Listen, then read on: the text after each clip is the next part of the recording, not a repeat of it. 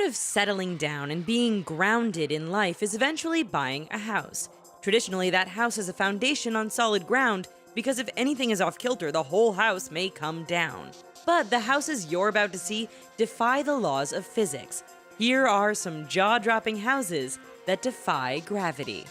We have a habit of making jaws drop from time to time with our videos. Be the first to know when we upload a new video by subscribing to our channel and turning on the notifications. Cliff House. After getting an influx of clients who wished to live on the edge of the coastline, an Australian housing firm called Modscape came up with the Cliff House.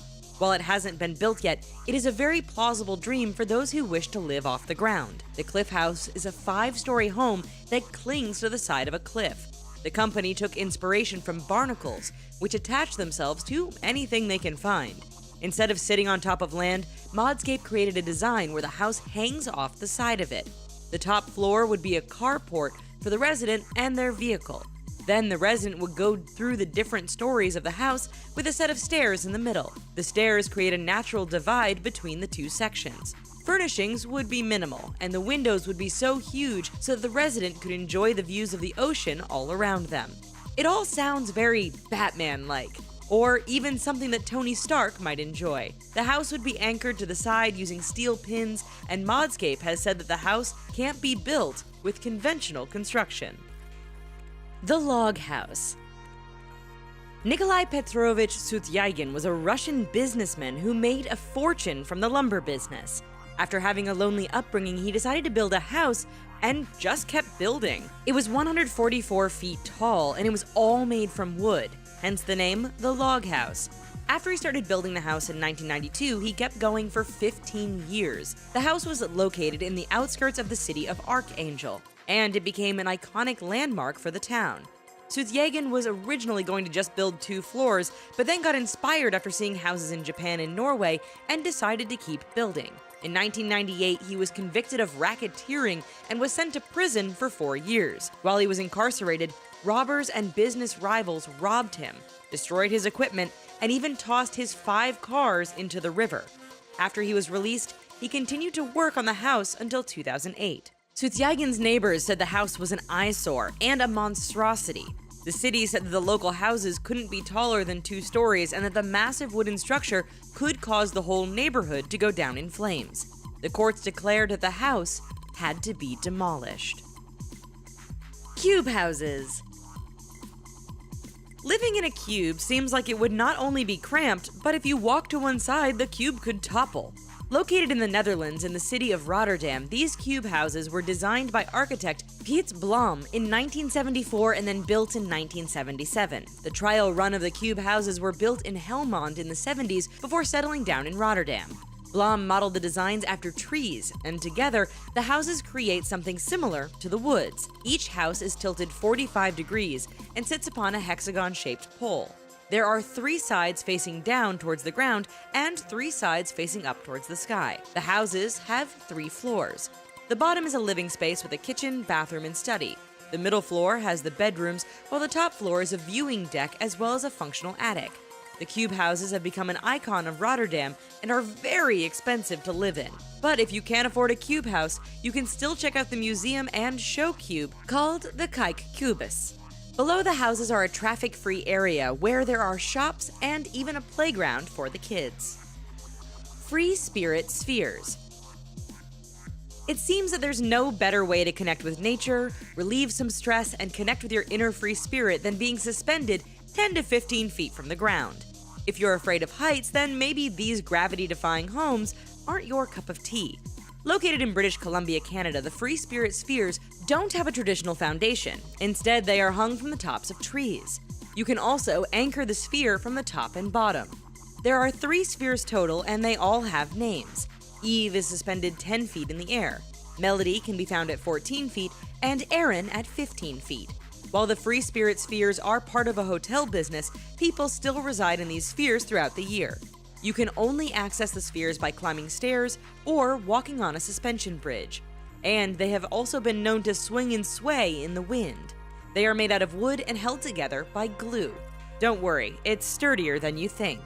You might also notice that the spheres don't have plumbing. There's an outhouse at the base of each sphere, as well as a 3-room bathhouse about 164 feet away. Upside Down House. This house both serves as a political statement as well as a tourist trap. The Upside Down House was designed by Daniel Kapiewski, built in 2007 and located in Szymbark, Poland.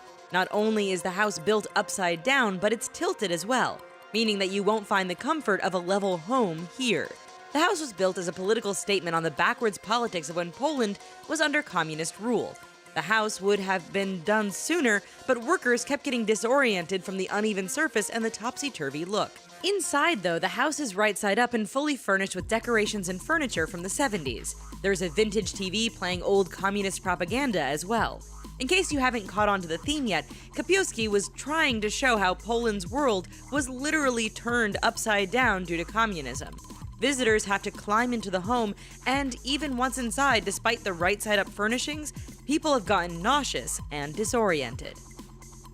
Woohoo! It's time for our quiz. Who designed over 1,000 structures and completed 532 of those designs with a philosophy called organic architecture?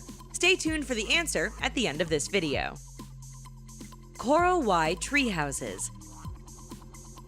Located in Indonesia, the Korowai of Papua is the last known active tribe of cannibals. The tribe has about 3,000 to 4,000 people left, and they lived in total isolation until they were discovered by missionaries in the 1970s. Members of the Korowai have also been slowly leaving the village and moving to larger nearby towns. One of the most remarkable things about this tribe is that they are incredible architects and have managed to build tree houses that are as high as 114 feet in the air.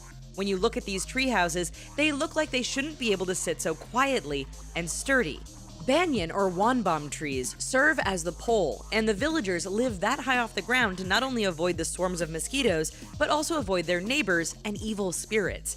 There can be as many as over a dozen people in one treehouse along with animals. The single pole serves as the treehouse's ladder as well. The floor is built first, and then the walls and roof are held together with raffia. The houses also have a fire pit that can be cut away in case the flames get too crazy. The tree houses only last about 5 years. Floating castle. Engineering and architecture have come a long way.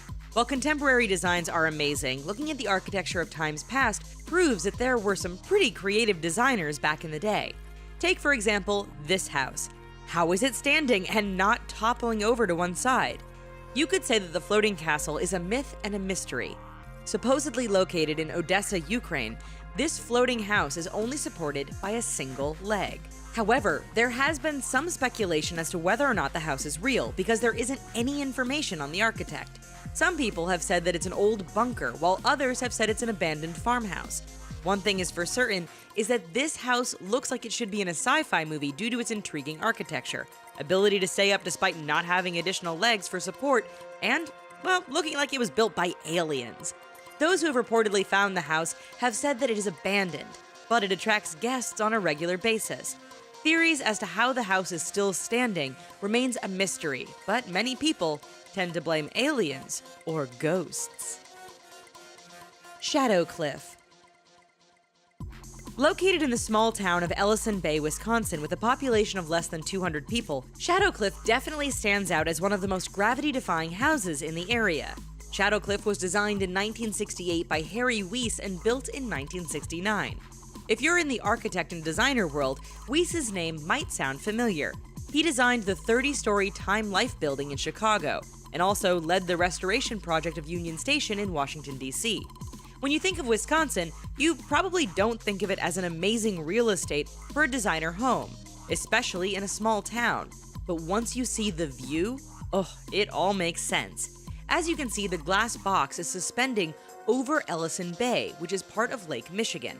If you have ever had reservations over standing on the diving board at a pool, you might feel a bit antsy about this house. All that is keeping you from plummeting down into the bay are 2 steel beams that are anchored into the cliffside. If you can manage to get over any fear of heights and not think about how high you might be, you'll be treated to some spectacular views of Lake Michigan. Habitat 67. It looks like the middle of a game of Jenga, where you don't know whether or not the blocks will fall. Designed by Moshe Safdie, Habitat 67 is considered to be one of the most important and iconic structures from the 1967 World's Fair. Located in Montreal, Canada, Habitat 67 was government-sponsored and built with the purpose of reimagining apartment living. Given the weight and massive size of the apartments, you would think that this would be unstable, but they're pretty sturdy. The design was inspired by a post-war Japanese architect movement called metabolism, which believes that buildings should be organic, living, interconnected cells. Each cube in Habitat 67 has access to a rooftop garden, which is a part of the complex's mission to have contact with nature. Safdie had a vision that apartments like Habitat 67 would take over the world, but it didn't work out that way. The homes were very expensive to build and set up, and because it was government-funded, rents were set high in order to recoup losses. Unfortunately, rent was so high that people lost interest, and the movement dwindled down. Today, you can live in Habitat 67 as it is still an active apartment complex. Balancing barn. Ideally, when you build a house in the English countryside, you want that home to have a sturdy foundation on solid ground. However, a team of designers went in the opposite direction of that concept. The balancing barn was designed by the Dutch company MVRDV and is part of a non-profit movement known as Living Architecture, which has a mission to bring designer homes to the general masses. The movement was started by Alain de Botton, and the non-profit was commissioned several other houses in the countryside as well. Located in Suffolk, England, the balancing barn looks at gravity in the face and laughs as half of the building is without a foundation and in the air. How is that possible? What is keeping the barn from falling to one side is the counterbalance that uses a concrete slab and footing. There is also a glass floor so you can see just how far above the ground you're hanging. The interior of the house was designed by Studio Makink and Bay BV. The house is set up for 2 people, but it can accommodate as many as 8. If you want to rent the balancing barn for 5 days during the Christmas holiday, it will cost you about $4,000. Who designed over 1,000 structures and completed 532 of those designs with a philosophy called organic architecture? That would be Frank Lloyd Wright. Thanks for watching. If you feel inspired to defy gravity with your next home, tell us in the comments. Plus, if you enjoyed this video, take a peek at some of our other stuff like these videos right here. Finally, before you go soaring up into the clouds, take a moment to subscribe to our channel. Up, up, and away. We'll see you next time. Bye-bye.